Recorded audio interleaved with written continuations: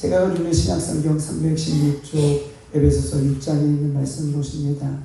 에베소서 6장 316쪽 우리 10절에서 13절까지 있는 말씀, 이 찾으신 줄 알고 한 목소리로 합독하여 읽겠습니다. 에베소서 6장 10절에서 13절까지 있는 말씀입니다. 시작. 끝으로 너희가 주 안에서와 그의 힘의 능력으로 강건하여 지고 마귀의 관계를 능히 대적하기 위하여 하나님의 전신갑주를 입으라.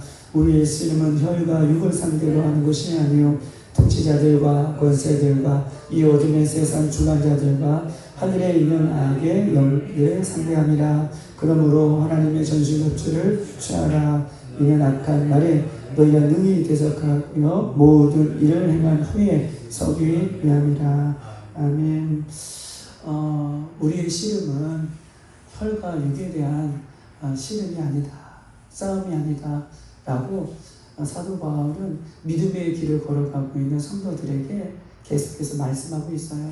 우리의 싸움은, 씨름은 육을 상대로 하는 혈과 육, 눈에 보이는 사람이나 눈에 보이는 환경이나 눈에 보이는 사건이나 눈에 보이는 것. 여러분, 우리 인간의 생각이 다 옳지 않다라고 얘기했습니다. 여러분에게 우리의 느낌도 옳지 않아요. 어떤 것만 옳습니까? 주의 말씀이죠. 혈과 육을 상대로 하고는 씨름이 아니다, 싸움이 아니다 라고 하는 주의 말씀만 옳은 거예요. 우리의 싸움은, 씨름은 영적인 싸움이다. 우리 사단, 우리의 몸과 인간의 뒤에서 우리를 조종하고 싸움을 걸어오게 오는 그런 영적인 싸움이다 라고 사도 바울은 누누이 우리에게 이야기를 하고 있는 것입니다. 마귀의 관계라고 얘기하고 있어요. 마귀의 관계, 또 통치자, 권세자들, 세상 주관자들, 하늘에 있는 악한 영들, 이것을 꼭 기억하셔야 돼요. 우리의 싸움은 육적인 싸움이 아니고 혈과 육에 대한 싸움이 아니고 이 마귀의 관계에 대한 싸움이다 라고 얘기하고 있습니다. 그러면서 뭐라고 얘기하냐면 전신갑주가 필요하다. 하나님의 전신갑주를 입으라. 오늘 11절에는 하나님의 전신갑주를 입으라 라고 이렇게 명령하지만 뒤에 13절에는 전신갑주를 뭐예요? 취하라. 전신갑주는요, 취하는 거예요. 전신갑주는 내가 믿음으로 취하는 거예요. 우리가 스스로 전신갑주를 입을 수 없어요. 왜냐하면 그 옷이, 그 육갑주가 누구의 것이기 때문에. 그렇죠. 나의 것이면 내가 벗을 수도 있고 내가 입을 수도 있어요. 내가 입고 싶어서 그 전신갑주를 입을 수 있는 것이 아니라는 거예요. 전신갑주는 어떤 거예요? 믿음으로 입는 거예요. 왜냐하면 이 육갑주는, 전신 육갑주는 눈에 보이는 세상의 옷이 아니기 때문에. 히브리서 11장은 뭐예요? 믿음으로만 그것을 취할 수 있어요. 믿음으로만 우리에게 하나님이 계신 것과 우리에게 상 주신 이심을 내가 믿어야 할지니라. 아, 그렇구나. 저 하늘 아래에서 믿음의 선한 싸움을 싸워요. 그 땅을 걸어간, 그 믿음의 경주를 걸어간 사람들에게, 성도들에게 하늘에 상급이 있다라는 것을 뭐예요? 믿을 때에, 그것을 믿을 때에 그 상급이 누구의 것이라는 거예요? 믿는 사람들의 것이라는 것을 이야기하는 거예요. 하나님이 계신 것과 하나님을 찾는 자들에게 상 주심을 믿어야 될지니라. 전신갑주는 우리가 입을 수 있는 것이 아니에요. 우리 육적으로 입을 수 있는 것이 아니라 오늘 부분은 그 전신갑주는 믿음으로 취하여 입는 것이다 라고 하나님의 전신갑주를 우리에게 얘기하고 있습니다. 그러면 우리의 싸움은요, 계속해서 얘기하고 있죠. 육적인 옷을 입는 것이 아니라 하나님의 전신갑주를 취하기 위해서는 그 영적인 것에 상대하여 싸움이라는 것을 분명하게 인식하고 있을 때에 우리가요, 하나님의 전신갑주를 내가 취하여 입는 것입니다. 우리의 싸움은 전신갑주를 입는 그 순간까지 육적인 싸움이 아니라 영적인 싸움이다 라고 이렇게 이야기할 수 있는 것입니다. 여러분, 전쟁에 승리할 수 있는 비결이 뭘까요? 전쟁에 승리할 수 있는 비결, 강력한 무기가 있으면 이길 수 있을까요? 또 강력한 전술이 있으면 이길 수 있을까요? 성경을 우리가 보면 영적인 전쟁에서 승리할 수 있는 비결이 있어요. 영적인 전쟁에서 승리할 수 있는 비결 여러분에게 오늘 새벽에 말씀드립니다. 영적인 전쟁에서 승리할 수 있는 비결은 하나님께서 여호수아에게, 지도자에게, 그리고 하나님께서 지도자에게 말씀해 주셨고 그 말씀해 주신 그 지도자가 하나님의 말씀을 선포하겠죠. 자신의 말이라, 자신의 말이 아니라 하나님께서 주신 말씀을 선포할 때에 그 하나님께서 주신 말씀에 온전히 순종하며 나갈 때에 그때의 승리 비결이 있는 거예요. 그게 성경의 방법이고 영적인 비결입니다.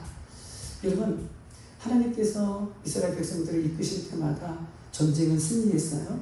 그런데 전쟁에서 승리할 때마다 한 가지 비결이 있는데 하나님께서는 우리의 승리를 주신 군대 장관이신 그 하나님께서는 전쟁을 치를 때마다 누구에게 말씀해 주세요?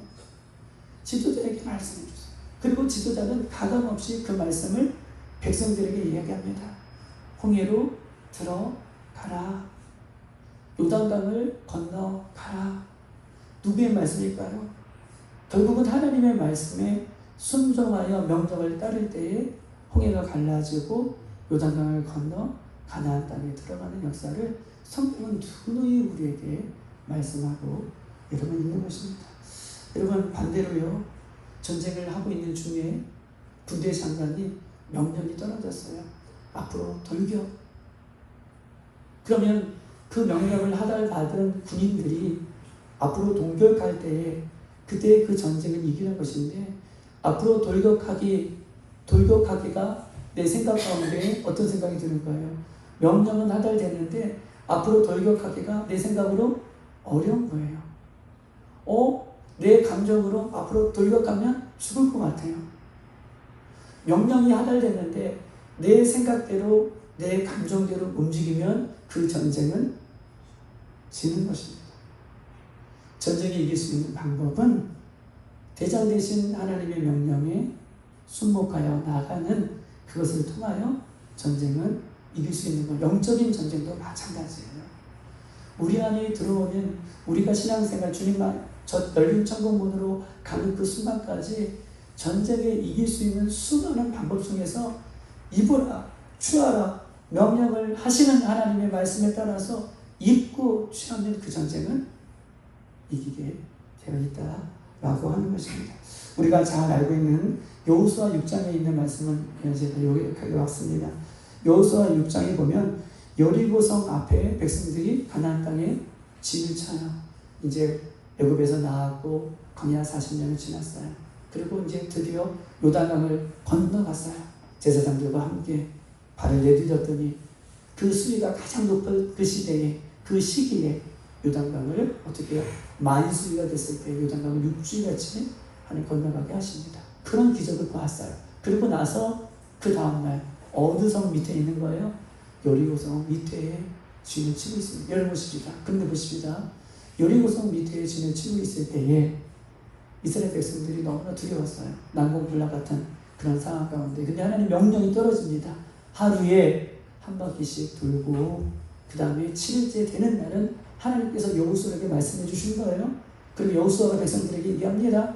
마지막 7일째는 7바퀴를 돌고 또 하나님께서 이 7바퀴 돌면서 제사장의 양당나팔을 길게 부를 때에 백성들은 외치라. 이게 다예요. 여리고성이 무너진 이 여리고 전투라고 하죠. 전쟁에서 이긴 것이 다예요.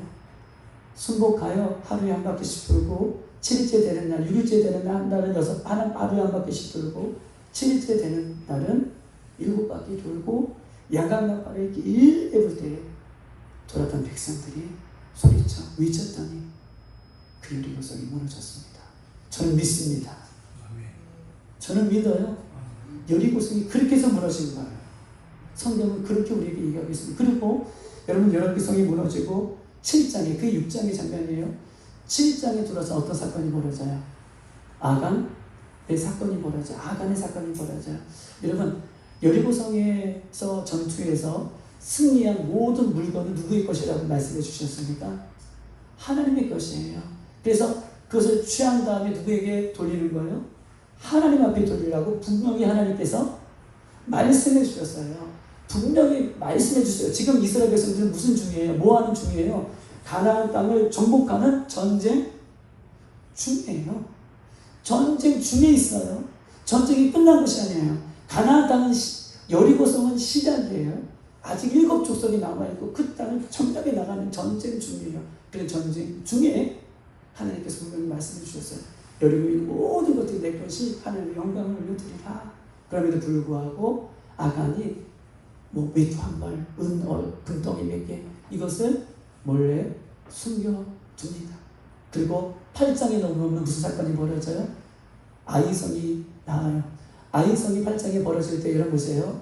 아이성은 여리고성이 돌 때에는 온 그 민족이 다 돌았어요. 근데 보세요.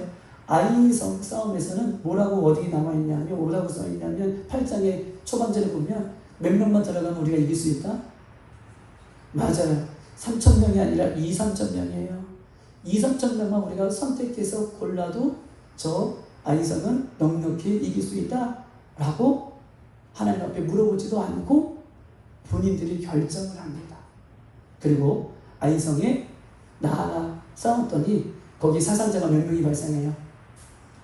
30명이 발생해요. 3,000명, 2,000~3,000명만 나가도 승리할 수 있다. 근데 여리고성은 한 명도 죽지 않았거든요. 근데 아이성은 자신들의 결정과 자신의 생각과 자신들의 느낌으로 결정하고 나아갔더니 30명이 죽는다. 근데 보십시다. 그게 원인이 아니라 하나님께서 뭐라고 말씀해 주세요? 누가? 그렇죠. 그래요. 맞아요. 전사님 말씀처럼 아간이라는 사람이 유다 지파에서 뽑혀요. 그리고 추궁에 갔더니 그가 하나님 앞에 영광을 올려드려야 할 그 몇 가지를 어떻게 숨겼다는 것을 보여요. 그리고 나서 보여요. 하나님께서 그게 진멸하죠. 돌로 아간을 쳐 죽이고 아간이 훔쳐온 나온 그 몇 가지도 돌로 다 쳐 어떻게 해요? 하나님 심판을 받게 하십니다. 그리고 나와서 아이스 전투에서 여러분 기쁨으로 승리하는 모습을 보게 되는 거예요. 여러분 전쟁에 우리 승리하길 바랍니다.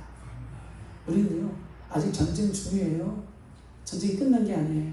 열린 천국문 들어가는 그 순간이 전쟁이 끝나는 순간이에요. 그러면 오늘 전쟁, 이 마귀의 관계, 전신갑주를 잇기 위해서 우리는 이 전쟁 중에 뭐 해야 되는 것입니까? 이보라, 취하라. 그러면 그 말씀에 순종하여 나가는 거, 그것이 전쟁의 뭐예요? 승리하는 비결이에요. 꼭 기억했으면 좋겠어요. 간단한 얘기고 아는 얘기지만 이게 우리의 삶 가운데 잊어버리기 때문에 우리가 전쟁에서 실패하는 원인이 있어요. 하나님 말씀에 순복하여 갔더니 바다 한가운데에 그 죽음의 바다를 이기게 하셨던 것처럼 하나님 말씀에 순종하며 나가면 어느덧 그 전쟁은 우리에게 승리로 다가온다는 가장 원리적이면서도 기본적인 것을 여러분 꼭 기억하시고 오늘 전쟁에 모두가 승리하는 저와 여러분 되시기를 주님의 이름으로 축복합니다. 여러분 보십시다. 전쟁은 여러분에게 말씀드렸어요. 끝이 있다라고 말씀드렸습니다. 우리 요한계시록 20장 한번 볼까요? 요한계시록 20장 전쟁은 끝이 있어요. 요한계시록 20장 11절에서 15절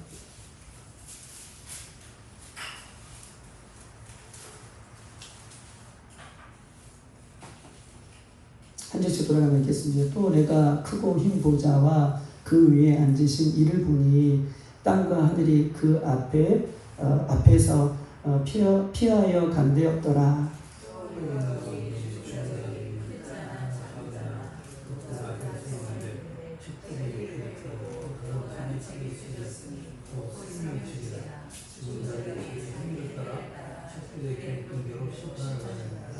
바다가 그 가운데에서 뭐예요? 죽은 자를 내어주고 또 사망과 음부도 그 가운데에서 바다는 죽음의 권세죠. 음부의 권세죠. 그 가운데에서 죽은 자들을 내어주매 각 사람이 자기의 행위대로 심판을 받고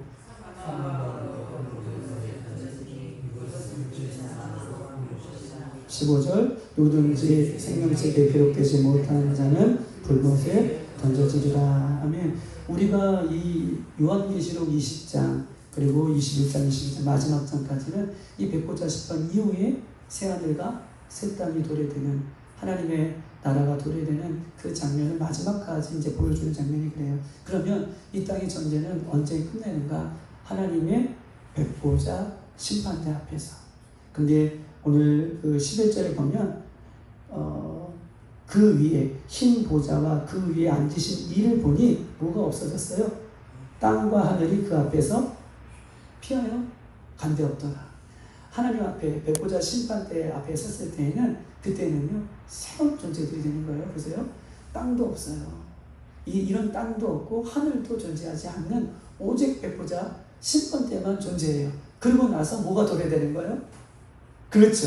새 하늘과 새 땅이 새 예루살렘이 존재하는 것을 가정하고 있기 때문에 우리가 예전에 보았던 땅과 하늘은 없는 백보자 심판대 앞에서만 서게 된다라고 얘기하고 있습니다. 그런데 백보자 심판대에 뭐냐 하면 책들이 펼쳐져 있는데 하나는 생명책이고 하나는 자기가 행한 대로 책에 기록되었더라 라고 얘기하고 있습니다. 자기가 행한 대로 기록되어 있는 책들이 펼쳐져 있다는 거예요. 자기가 행한 대로 내가 어떻게 살았는지에 대한 생명책이 있고 행한 대로 행위의 책이 있더라. 그러면서 뭐라고 얘기하냐면 13절부터 바다가 그 가운데에 이 죽은 자들이죠. 음부의 권세가 섞였던 이 사람들, 예수 그리스도를 믿지 않았던 사람들, 사망과 음부의 권세 앞에 있는 사람들이 하나님의 백보자 심판대에 서게 됩니다. 그런데 13절을 보면 자기의 행위대로 뭐예요? 자기의 행위대로 심판을 받고 14절에 사망과 음부가 또 나와요. 이 14절의 사망과 음부는 영원한 사망, 영원한 음부, 다시 기회가 없는 둘째 사망으로 영원한 사망으로 그 백보자 심판대에서 행위책에 기록한 대로 심판을 받고 이제 영원한 사망으로 내려가는 그 순간이 있다라는 것을 성경은 우리에게 말씀해 주고 있는 것입니다. 그래서 뭐라고 얘기하냐면 15절 불못에 던져지리라. 불못에 내려가는 거 아니에요. 하나님께서 불못으로 행위의 심판대로 다 심판을 받는 둘째 사막에 있는 사람들은 불못에요. 얼마나 없었습니까? 심판 받는 것도 두려운데 불못에 던져집니다. 우리 싸움은 영적인 싸움이라고 분명히 말씀드렸습니다. 혈과 육에 대한 싸움이 아니에요. 우리의 싸움은 이길 수 있어요. 할렐루야. 우리의 싸움은 이길 수 있어요. 왜냐하면 대장 되신 예수님께서 앞서 행하셨기 때문에 십자가에서 승리하셨던 그 싸움이라고 여러분에게 말씀드렸습니다. 여러분 지지 마세요. 우리의 모습들은 다 행위대로 기록되어 있는데 우리 빌라델피아 교회의 성도들의 모습들은 예수님의 명령에 순복하여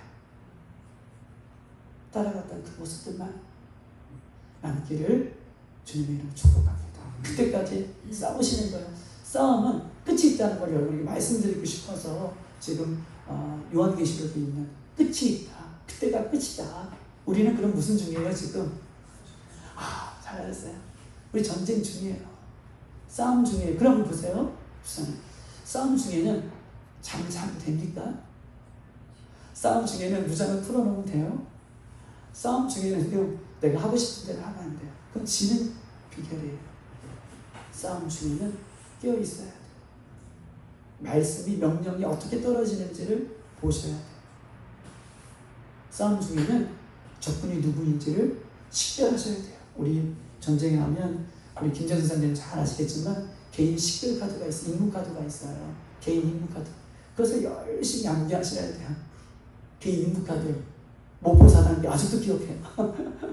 뭐 그런 것들을 개인 임무를 열심히 숙지하시고 외우시고 깨어있을 때 그 명령이거든요. 이것이 우리가 승리할 수 있다라고 이야기하고 있는 것입니다. 여러분 우리의 싸움의 상대는 마귀입니다. 사탄입니다. 근데 마귀는요 우리의 힘으로 이길 수 없어요. 왜냐하면 마귀는요 힘이 있는데 하나님을 대적하는 마귀예요. 결국은 누굴 대적해요? 하나님을 대적하는 것이 마귀예요.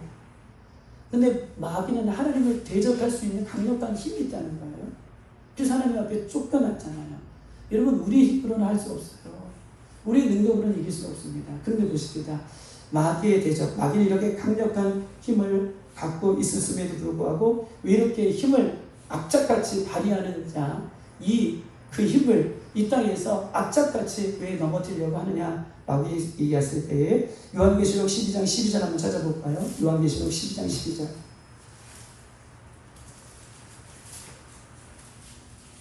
마귀가 왜 그러는가? 왜 악착같이 이 세상에 와서 이 세상에서 예수 믿는 사람들과 교회를 핍박하는 이유가 뭘까? 12장 12절 시작. 그러므로 하늘과 그 가운데에 거하는 자들은 즐거워하라. 그러나 땅과 바다는 화 있을진저 이는 마귀가 자기의 때가 얼마 남지 않은 줄을 알므로 크게 분내어 너희에게 내려갔습니다. 이러 보세요. 마귀는요, 분내는 자예요. 마귀는요, 그냥 슬그머니 오지 않아요. 마귀는 분내어 이 땅에 마지막으로 왔는데 그 때가, 자기의 때가 얼마 남지 않음이라 라고 얘기해요.